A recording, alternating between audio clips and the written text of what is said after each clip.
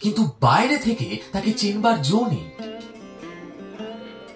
Animatrix prime স্টোরিজে ইতিমধ্যে আপনারা যারা শরৎচন্দ্র চট্টোপাধ্যায়ের সুবোধা পর্ব 1 শুনেছেন, আপনাদের মনে হচ্ছে যে সুবোধা পর্ব 2 কবে আসবে।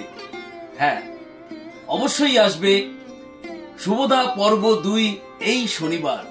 আপনারা অবশ্যই শুনবেন এবং আপনাদের মতামত জানাবেন। এবং যারা এখনো পর্যন্ত শরৎচন্দ্র চট্টোপাধ্যায়ের সুবোধা একদমই শোনেননি, তাহলে তাদেরকে অনুরোধ করব আপনারা সুবোধা পর্ব 1 শোনার পরেই সুবোধা পর্ব 2 শুনবেন। এবং যারা অধীর আগ্রহে অপেক্ষা করছেন, আবারও মনে করিয়ে দিচ্ছি যে সুবোধা পর্ব 2 আসছে এই শনিবার।